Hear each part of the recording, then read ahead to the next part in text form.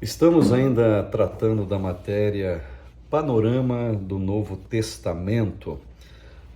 A página 4, bem embaixo lá, sumário e revisão dos grupos da Bíblia.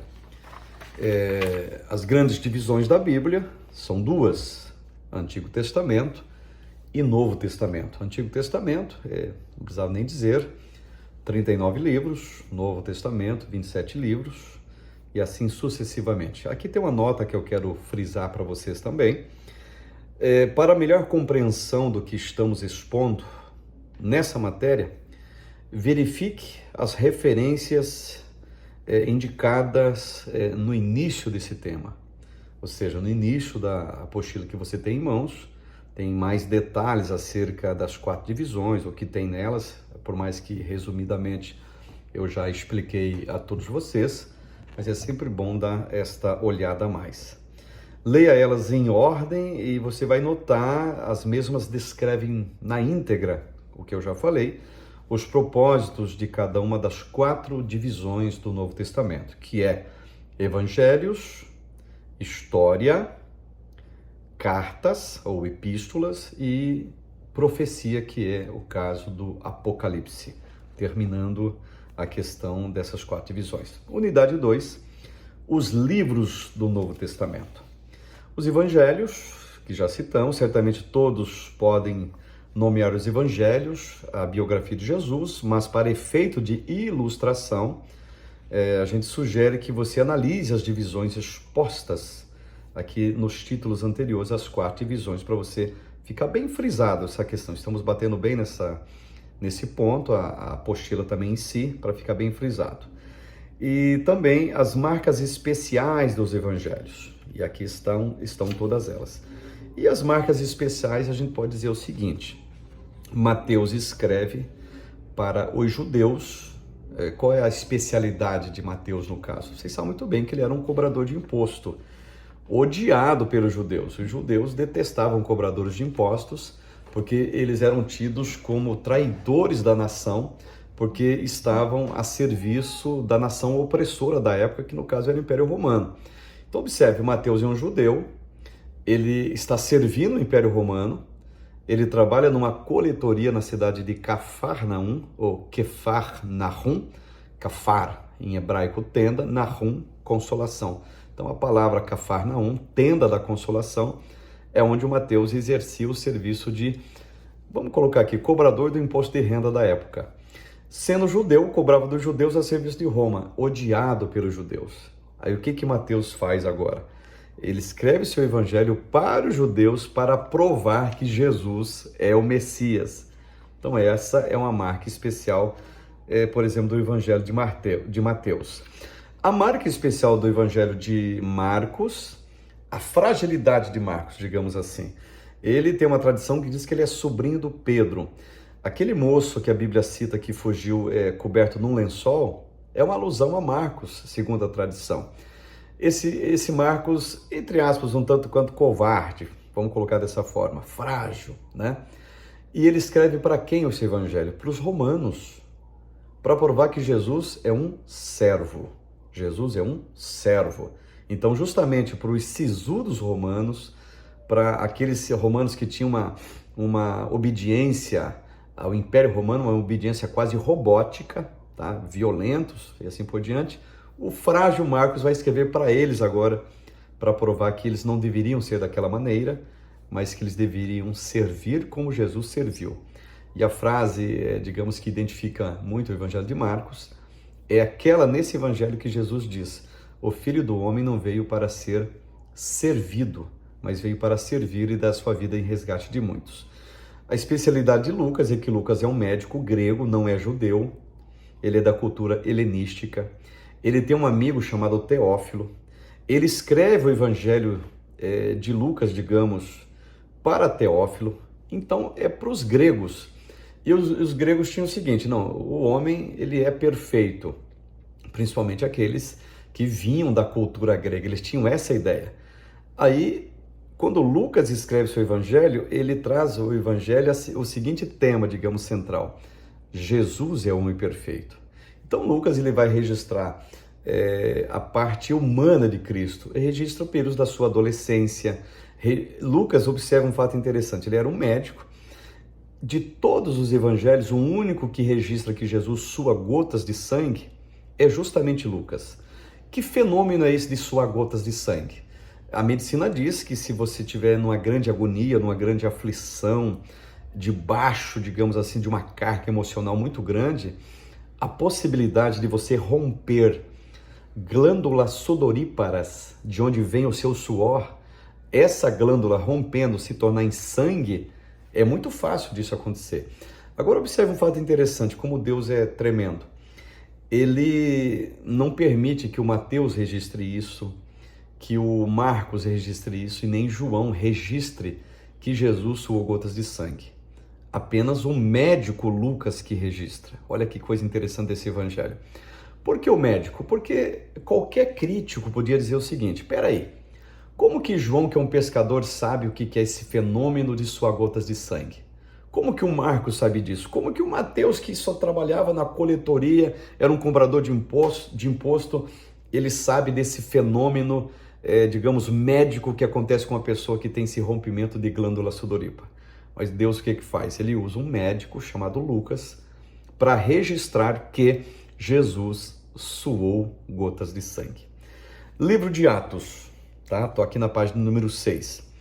A segunda divisão do Novo Testamento consiste de um só livro. Primeira divisão, Evangelhos, claro, a gente citou rapidamente. Não vou citar o Evangelho de João agora, que mais à frente a gente vai voltar nele. O Evangelho de João é um evangelho diferente, tá? Ele trata, digamos assim, das notícias de Cristo para quem já o conhece. Em que sentido? Eu chamo o Evangelho de João Evangelho para os íntimos, porque já conhece quem é Jesus, ele apresenta Jesus como Deus. Citação: eu sou a porta, eu sou a ressurreição, eu sou o pão da vida, eu sou o bom pastor, é só João que registra, os demais não registram, tá? Segunda divisão, Atos, como eu estava falando, consiste em um só livro. É um livro que relata a história da fundação e os primeiros dias da igreja, evidentemente do primeiro capítulo até o capítulo 8, ele vai trazer uma diversidade de assuntos voltados à igreja.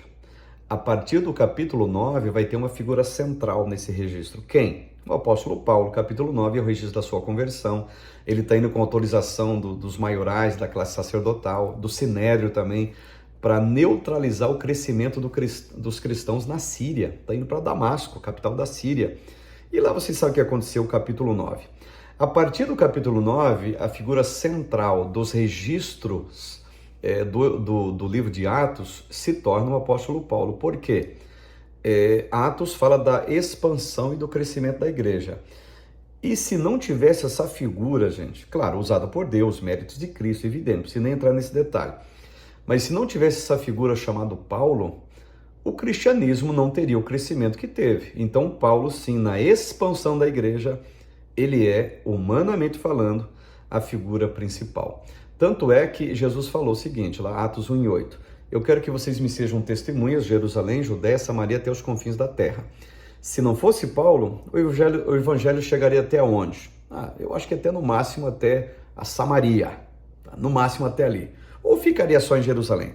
Mas o evangelho foi até os confins da terra por causa dessa figura central do cristianismo da época, que era o apóstolo Paulo, que se denominava o seguinte, Paulo ele fazia questão, tinha até muita alegria em dizer: eu sou doutor aos gentios. E Atos vai explicar isso para nós.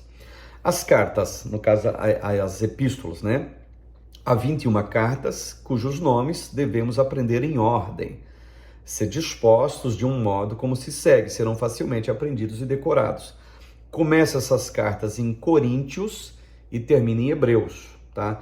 Aí vai se dividir epístolas gerais, epístolas pastorais e assim por diante. As 7 últimas cartas são de 4 autores, Tiago, Pedro, João e Judas. Mas o maior escritor das cartas, evidentemente, é o apóstolo Paulo, tá? Carta aos Hebreus, o autor é anônimo, ninguém sabe quem escreveu a carta aos Hebreus. Uma coisa a gente pode dizer, o camarada que escreveu Hebreus, ele é especialista em Antigo Testamento, porque qual é a máxima, o máximo tema da carta aos Hebreus? A superioridade de Cristo. Para o cara falar da superioridade de Cristo com relação a Moisés, com relação a Melquisedeque, com relação a anjos, trazendo muita coisa do Antigo Testamento, ele tem que ser um profundo conhecedor do judaísmo do Antigo Testamento, para colocar Jesus na alta posição que ele tem que estar com relação a esses personagens que aparecem em Hebreus. Então, portanto, as cartas, resumidamente, elas servem para doutrinar essa igreja que está se expandindo e que está crescendo, que evidentemente serve até hoje. Os escritores, melhor dizendo, do Novo Testamento. Os escritores do Novo Testamento são 8 no caso. Seus nomes prontamente ditos a qualquer hora são eles: Mateus, Marcos, Lucas, João, Paulo, Tiago e Judas. Mateus, Marcos, Tiago e Judas, cada um escreveu um livro. Pedro e Lucas, cada um escreveu 2. João escreveu 5 e Paulo escreveu 13. Esses são os autores do Novo Testamento. Página 7. Estes homens sofreram incontáveis perseguições por razão da sua fé, claro, enquanto nada é definitivamente conhecido sobre a morte deles. É muito provável que a maioria deles, se não todos, sofreram morte de mártir. Nós não sabemos maiores detalhes. Algumas tradições vão dizer, mas não são afirmativas de como eles morreram. Mas uma coisa a gente pode afirmar: todos, nesse caso específico, com exceção de João, que diz que morreu de morte natural em Éfeso, todos tiveram morte de mártire. O que é o mártire, querido? Querido, é uma palavra, mártire no grego é marturium. E essa palavra martúrio, de onde vem a palavra mártir, ela significa testemunha. E justamente aquilo que está escrito em Atos 1:8. Vocês vão me ser testemunhas, Jerusalém, Judéia, Samaria, até os confins da terra. Quando Jesus fala disso, irmãos, ele estava falando da forma com que eles morreriam, sendo testemunhas, ou seja, sendo mártires, porque a palavra marturium, testemunha, quer dizer mártir. E o que é um mártir? Aquele que morre em defesa da sua fé. E o cristão da época, ou todos os cristãos da época, basicamente todos morreram em defesa da sua fé. E aqui uma pequena provocação: se a maioria dos cristãos de hoje tivesse nascido naquela época, será que todos também teriam morrido em defesa da sua fé? Apenas uma pergunta para a gente pensar, tá?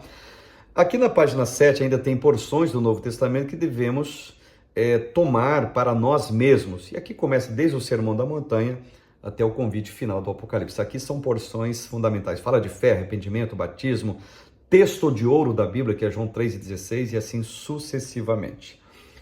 E dando início aqui à unidade de número 3, na página 7, repetindo, a perfeita unidade das Escrituras. Tem alguns textos aqui para nós lermos. Hebreus capítulo 1, do verso 1, verso 2. Por que cremos que a Bíblia é a palavra de Deus? Como sabemos que a Bíblia é de Deus? Uma pergunta. Olha, se a Bíblia é de Deus, ela sobrepuja todos os outros livros. Como podemos saber que as Escrituras são algo mais do que os escritos de homens? Tudo o que cremos e tudo que sabemos é baseado na evidência.